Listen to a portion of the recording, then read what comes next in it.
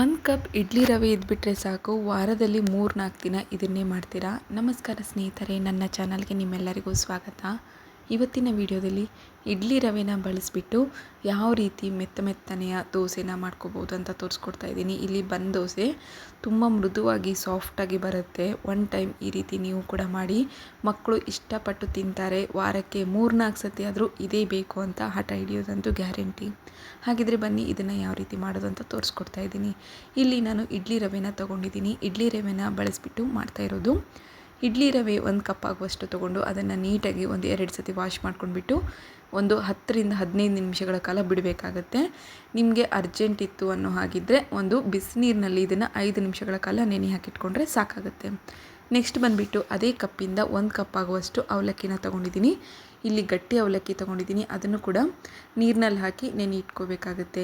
ಒಂದು 5-10 ನಿಮಿಷ ಆದರೆ ಸಾಕಾಗುತ್ತೆ. ಸ್ವಲ್ಪ ಮೆತ್ತಗಾಗಬೇಕು, ಅಲ್ಲಿವರೆಗೆ ಇದನ್ನು ನೆನೆ ಹಾಕ್ಕೋಬೇಕಾಗುತ್ತೆ. ಈಗ ಒಂದು 10 ನಿಮಿಷ ಆಗಿದೆ. ಈಗ ನೋಡಿ ಎಷ್ಟು ಸಾಫ್ಟಾಗಿ, ಕೈಗೆ ಮುಟ್ಟಿದ ತಕ್ಷಣ ಸಾಫ್ಟಾಗಿ ಅನ್ನಿಸ್ತಾ ಇದೆ. ಈ ರೀತಿ ಆಗಬೇಕಾದ್ರೆ ಇದರಲ್ಲಿರುವಂಥ ನೀರನ್ನೆಲ್ಲ ತೆಗೆದುಬಿಟ್ಟು ಬರೀ ರವೆ ಅಷ್ಟೇ ತೊಗೊಂಡಿರೋದು. ರವೆ ಮತ್ತು ಅವಲಕ್ಕಿ, ಇಡ್ಲಿ ರವೆ ಅವಲಕ್ಕಿ ಎರಡನ್ನೂ ಕೂಡ ಮಿಕ್ಸಿ ಜಾರಿಗೆ ಹಾಕ್ಕೋಬೇಕಾಗುತ್ತೆ. ಇಡ್ಲಿ ರವೆನ ಸ್ವಲ್ಪ ತರಿಯಾಗಿ ರುಬ್ಕೋಬೇಕು ಸ್ನೇಹಿತರೆ. ತುಂಬ ಸ್ಮೂತಾಗಿ ಏನು ಮಾಡ್ಕೊಳೋದು ಬೇಕಾಗೋದಿಲ್ಲ. ಹಾಗೆ ಹೆಚ್ಚಾಗಿ ನೀರು ಕೂಡ ಹಾಕ್ಕೊಳೋದು ಬೇಕಾಗೋದಿಲ್ಲ. ಅಷ್ಟರಲ್ಲೇ ಒಂದು ಅರ್ಧ ಸ್ಪೂನ್ ಹಾಕಿದರೆ ಸಾಕಾಗುತ್ತೆ. ಈಗ ಈ ಒಂದು ಅವಲಕ್ಕಿ ಏನಿದೆ ನೋಡಿ, ಅವಲಕ್ಕಿ ಮತ್ತು ಇದಕ್ಕೆ 2 ಟೇಬಲ್ ಸ್ಪೂನ್ ಆಗುವಷ್ಟು ಮೈದಾ ಹಿಟ್ಟನ್ನು ಆ್ಯಡ್ ಮಾಡ್ಕೊಂಡಿದ್ದೀನಿ. ನಿಮಗೆ ಮೈದಾ ಹಿಟ್ಟು ಸ್ಕಿಪ್ ಮಾಡಬೇಕು ಅನ್ನೋ ಹಾಗಿದ್ರೆ ಇಲ್ಲಿ ಗೋಧಿ ಹಿಟ್ಟನ್ನ ಆ್ಯಡ್ ಮಾಡ್ಕೋಬೋದು. ಇಲ್ಲ ಅನ್ನೋ ಹಾಗಿದ್ರೆ ಅಕ್ಕಿ ಹಿಟ್ಟಿದ್ರೆ ಅಕ್ಕಿ ಹಿಟ್ಟನ್ನಾದರೂ ಬಳಸ್ಕೋಬೋದು. ಅವಲಕ್ಕಿಗೆ ನಾನು ಹೆಚ್ಚು ನೀರು ಹಾಕಿಲ್ಲ ಸ್ನೇಹಿತರೆ.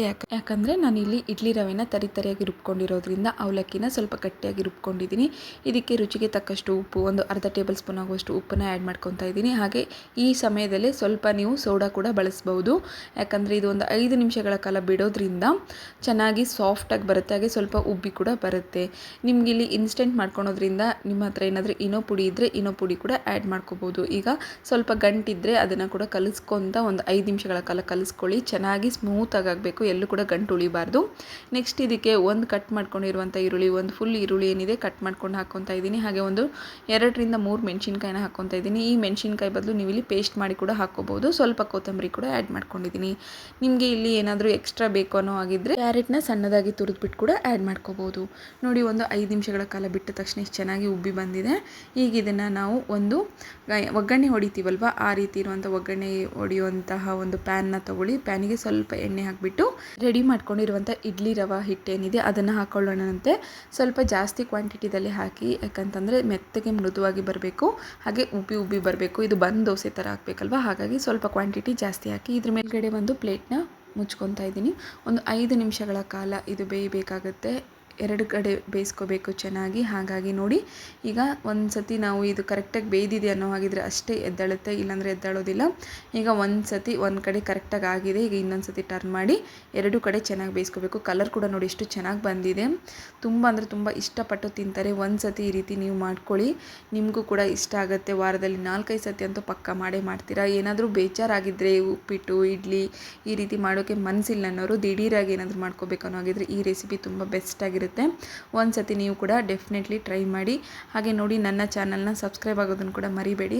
ಎಷ್ಟು ಚೆನ್ನಾಗಿ ಬೇಯ್ದಿದೆ ನೋಡಿ. ಈಗ ನಾನು ನಿಮಗೆ ಇದನ್ನು ಒಳಗಡೆ ಕೂಡ ತೆಗೆದು ತೋರಿಸ್ತೀನಿ. ಇದ್ರ ಜೊತೆಗೆ ಸ್ವಲ್ಪ ಚಟ್ನಿ, ಏನಾದರೂ ಶೇಂಗಾ ಚಟ್ನಿ ಅಥವಾ ಕೊಬ್ಬರಿ ಚಟ್ನಿ ಯಾವುದಾದ್ರೂ ಇದ್ರೂ ಪರವಾಗಿಲ್ಲ, ಟೇಸ್ಟ್ ಚೆನ್ನಾಗಿರುತ್ತೆ. ಒಂದು ಸತಿ ಡೆಫಿನೆಟ್ಲಿ ಟ್ರೈ ಮಾಡಿ. ಈ ವಿಡಿಯೋ ನಿಮಗೆ ಇಷ್ಟ ಆಗಿದೆ ಅಂತ ಅಂದ್ಕೊಂಡಿದ್ದೀನಿ. ಈ ವಿಡಿಯೋ ನಿಮಗೆ ಇಷ್ಟ ಆದರೆ ನನ್ನ ಚಾನಲ್ನ ಸಬ್ಸ್ಕ್ರೈಬ್ ಆಗೋದನ್ನು ಕೂಡ ಮರಿಬೇಡಿ. ಹಾಗೆ ಪಕ್ಕದಲ್ಲಿರುವ ಬೆಲ್ ಐಕಾನ್ನ ಕ್ಲಿಕ್ ಮಾಡಿ, ಎಲ್ಲರಿಗಿಂತ ಮುಂಚೆ ನೋಟಿಫಿಕೇಷನ್ ನಿಮಗೆ ಸಿಗುತ್ತೆ. ಎಷ್ಟು ಮೃದುವಾಗಿ ಮೆತ್ತಗೆ ಬಂದಿದೆ ನೋಡಿ. ಇಡ್ಲಿ ರವೆಯಿಂದ ಮಾಡಿರೋದಂತ ಅನಿಸೋದೇ ಇಲ್ಲ, ಅಷ್ಟು ಇಷ್ಟಪಟ್ಟು ತಿಂತಾರೆ.